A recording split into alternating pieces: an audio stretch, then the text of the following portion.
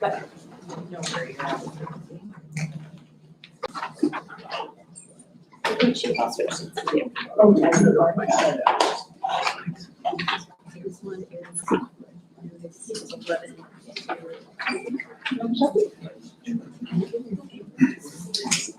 Should I introduce him and then just go sit down, or should I? Totally your call. Whatever your preference.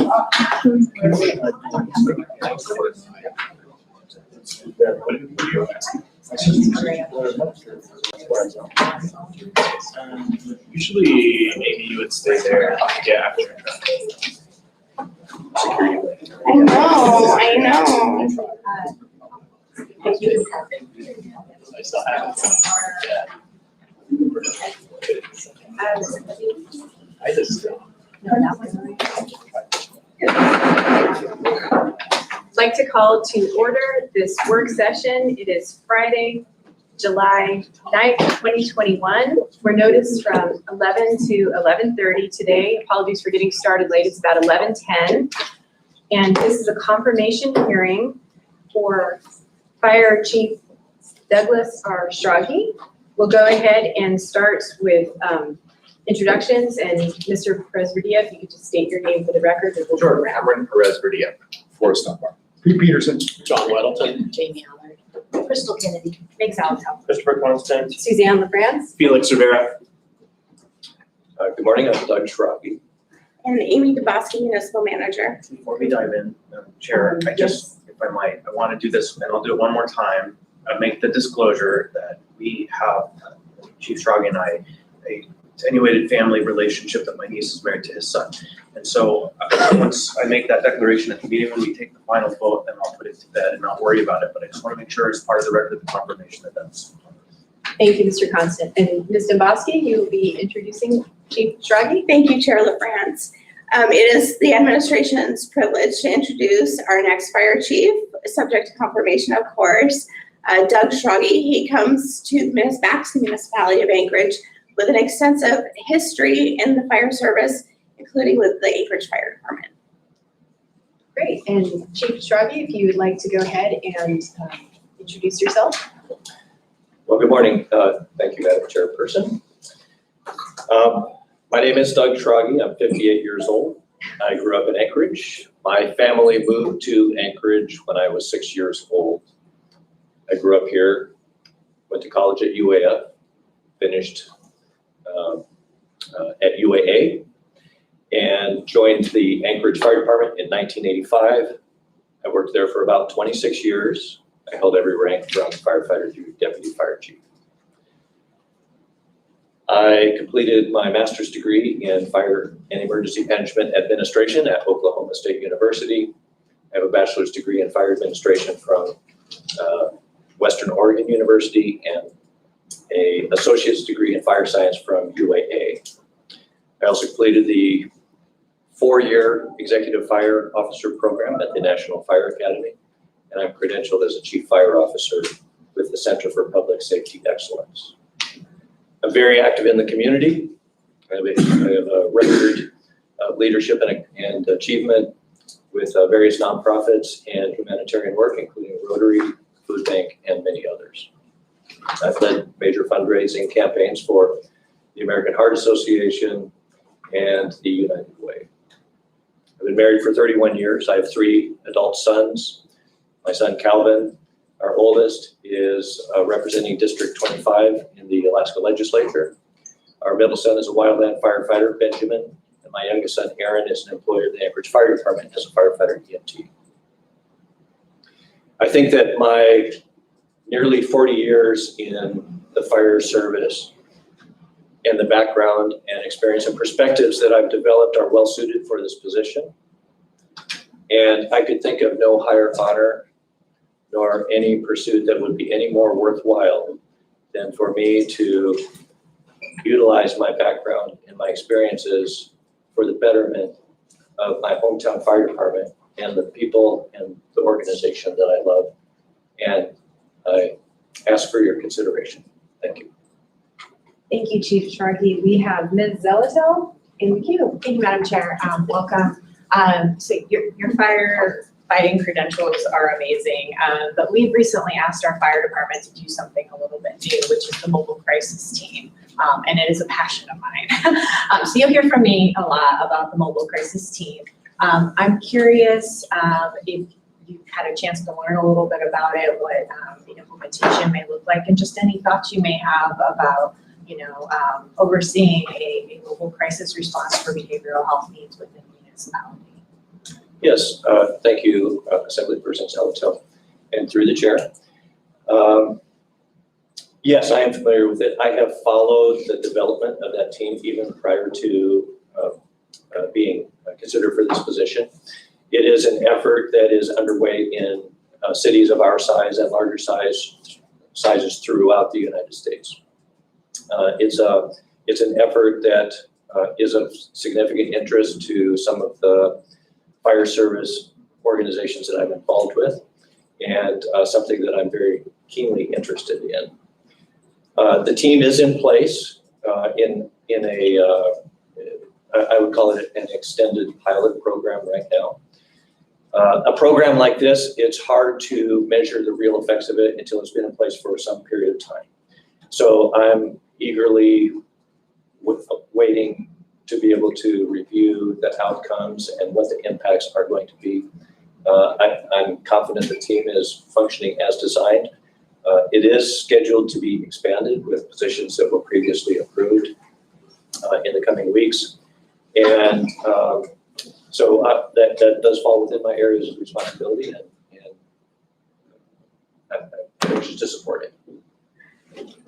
Thank you, Ms. Zella. We've got Ms. Kennedy next in the queue. Thank you, Madam Chair. Thank you, Chief Schrage. It's nice to see you back here. We kind of put you on the hot seat on Wednesday at the Public Safety Committee meeting, so we had a lot of questions for you then, and I just appreciate the time that you spent with us then too. But I think my question is not so much for you specifically, but kind of some of what you maybe are sensing or finding out. You've only been on the job for a week, but I'm sure you're out there talking to a lot of staff, the employees, and I just kind of wondered what you've been kind of discovering in terms of what the working environment is like in the Anchorage Fire Department right now. So what's the job satisfaction level or job concerns? Anyway, can you kind of characterize a bit for us kind of what you're finding just in terms of what the department itself kind of feels like right now?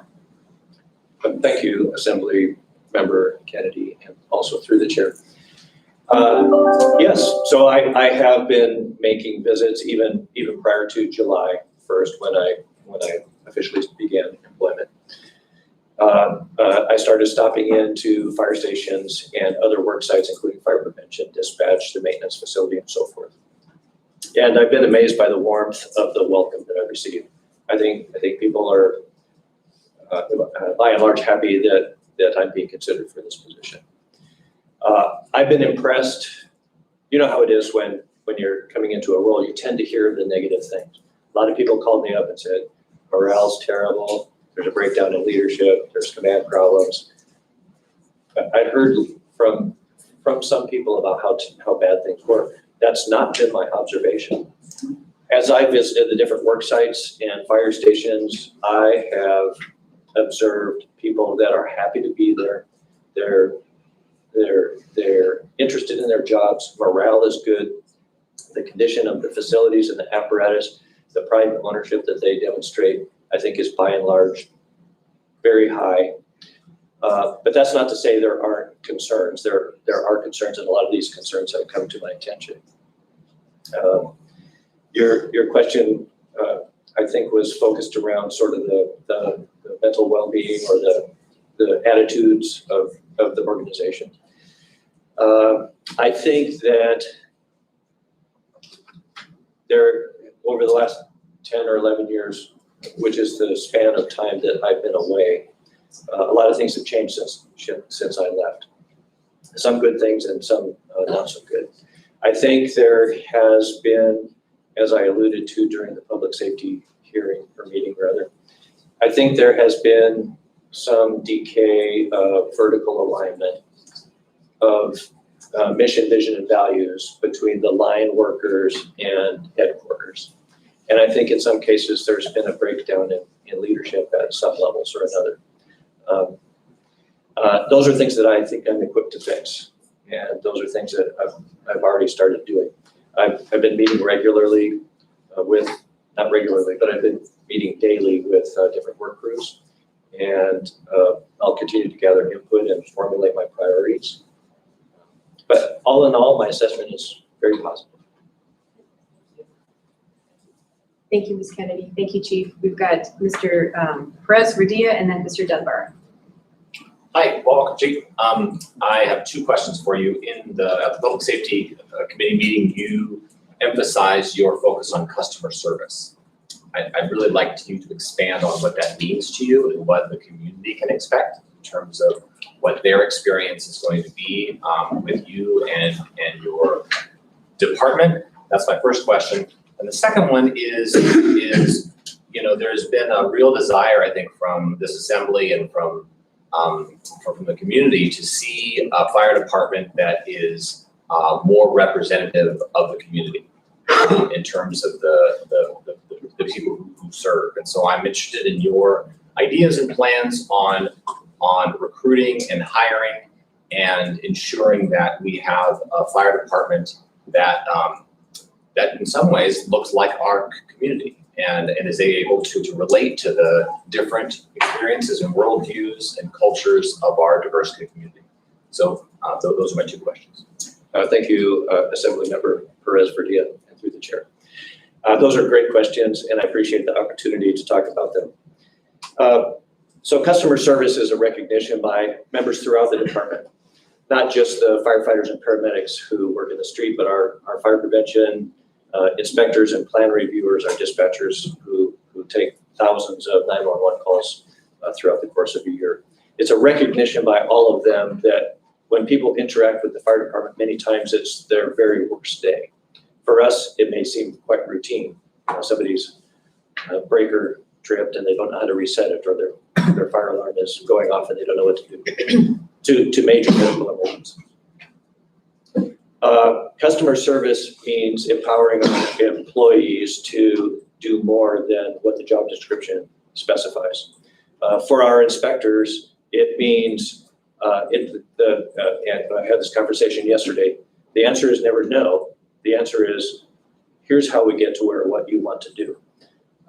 Sometimes the obstacles in the way might be onerous, but we want to start with a path towards yes for our inspectors. For our firefighters, paramedics, and dispatchers and others, it's empowering them to do more than just treating, transporting, and putting out fires. Examples. I can think of an example where a gentleman had a cardiac arrest, a witnessed cardiac arrest while he was screening concrete in his doing a sidewalk. And so he had all this wet concrete. The ambulance crew came, treated him, took him to the hospital, and now there's all this wet concrete that needed to be smoothed out.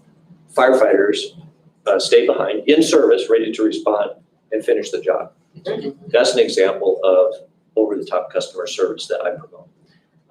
There are countless examples of things like that Anchorage's firefighters and paramedics do like that, and that's what I mean by over-the-top customer service.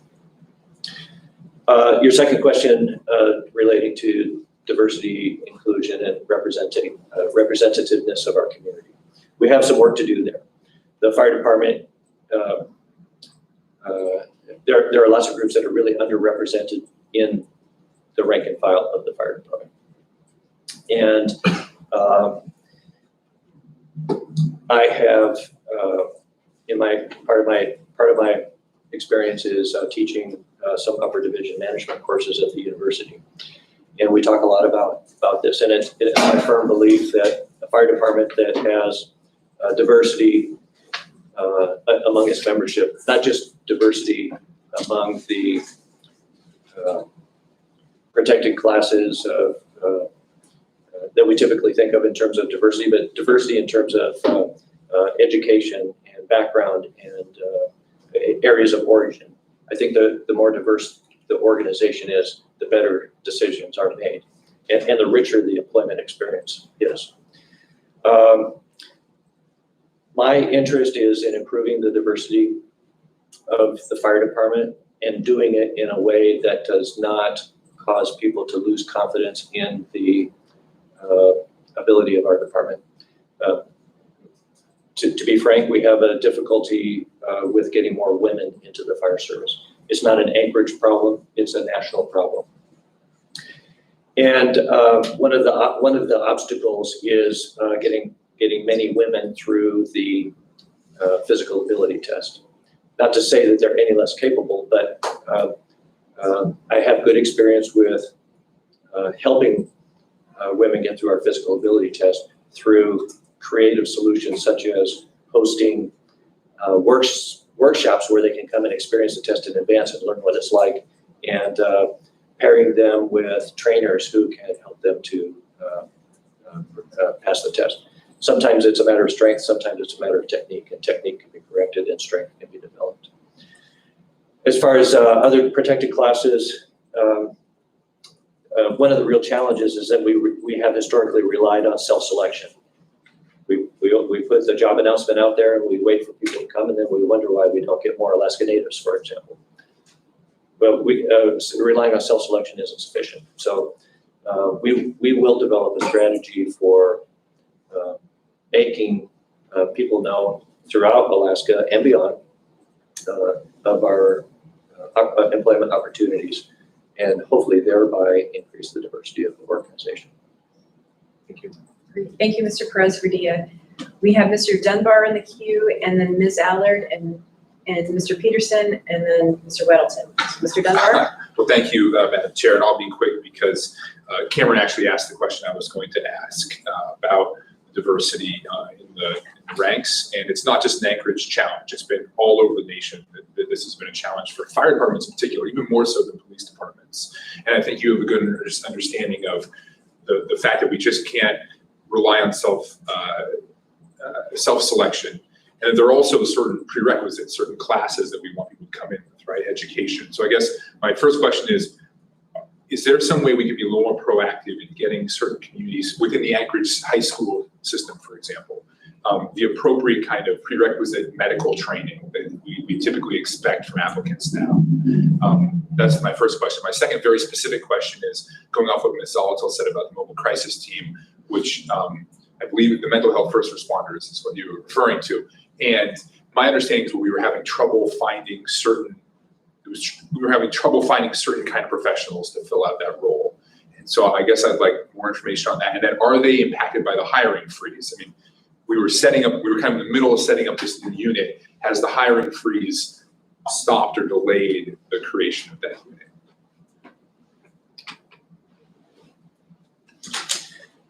Thank you, Assemblymember Dunbar, for the question, and through the chair.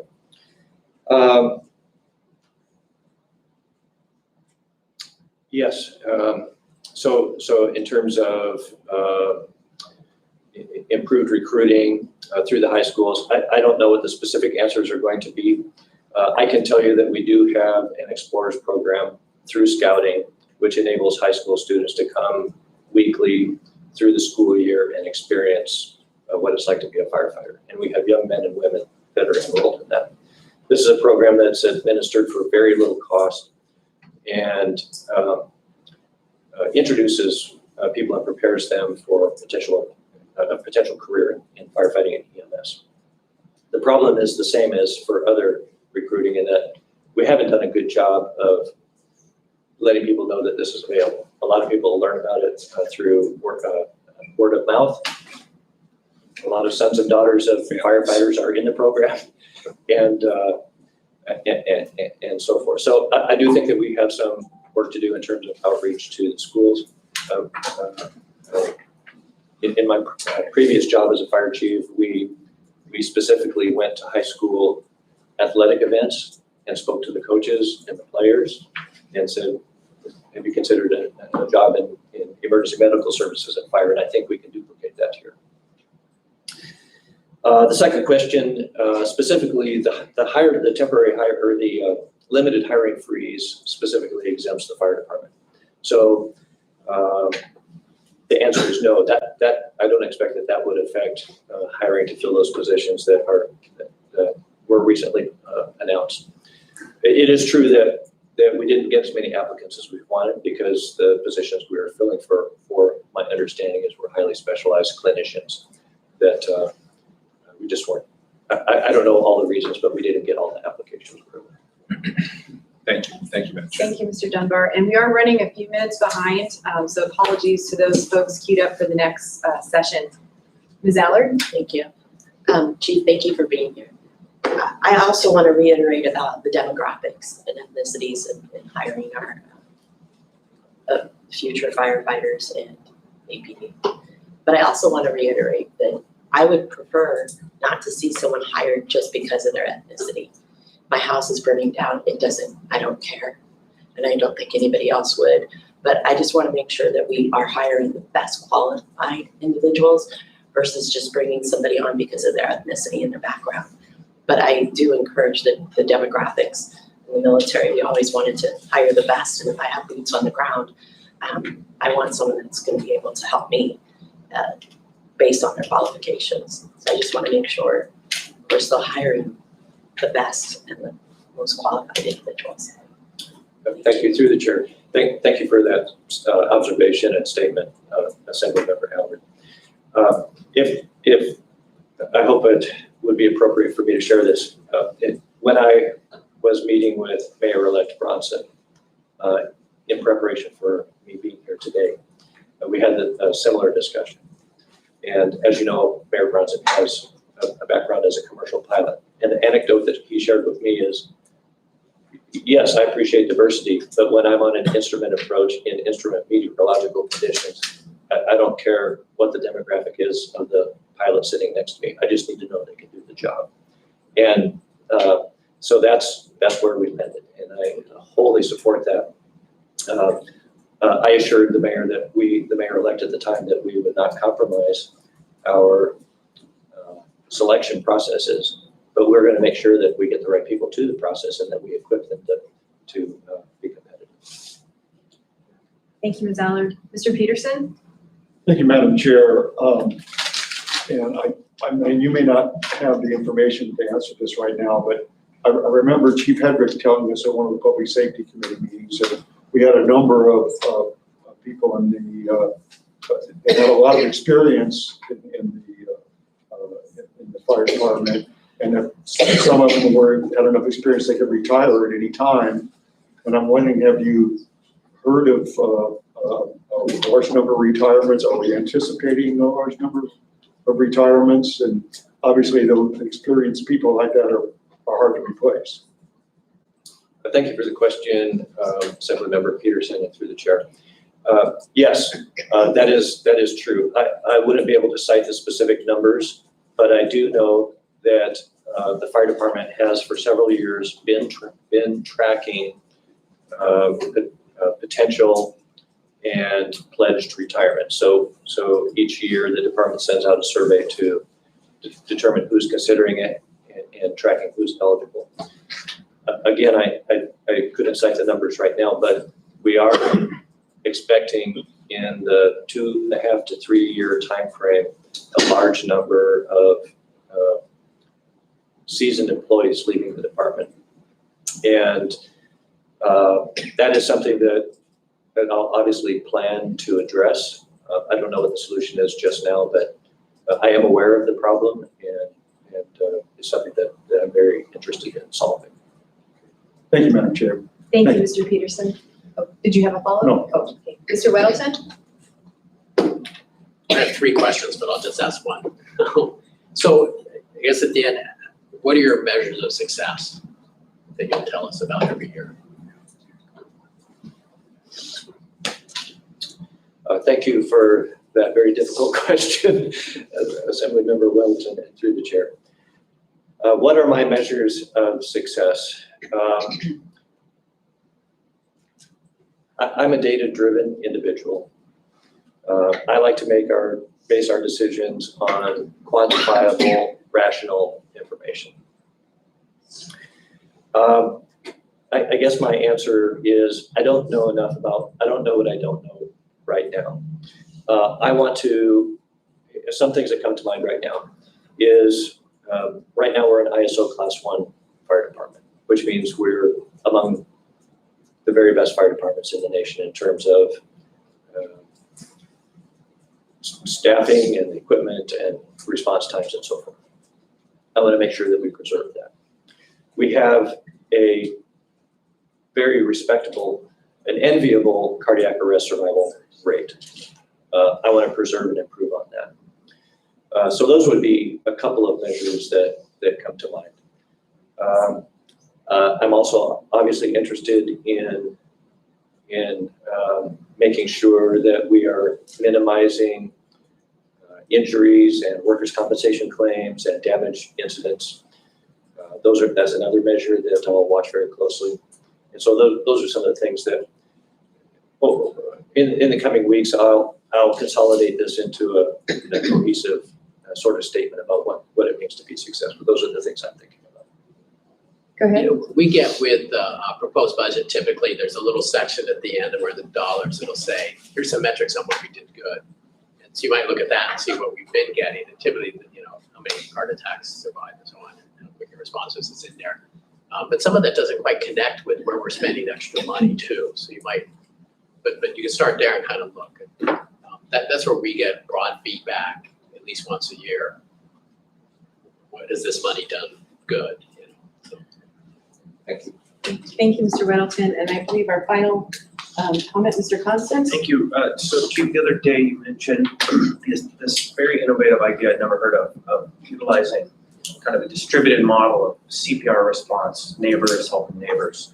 And I just wanted to suggest, if the administration is going to maintain the I-team, that you have that conversation with them sooner than later, because we have a team funded by a foundation that can actually sit down and start to map out how that could work and begin the footwork on the project. So I think that was a really good idea, and I would like to see it started sooner than later. And I think we have resources to help.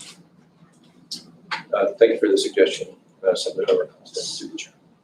Thank you, Mr. Constant. Thank you, Chief, for being here. Do you have any final comments?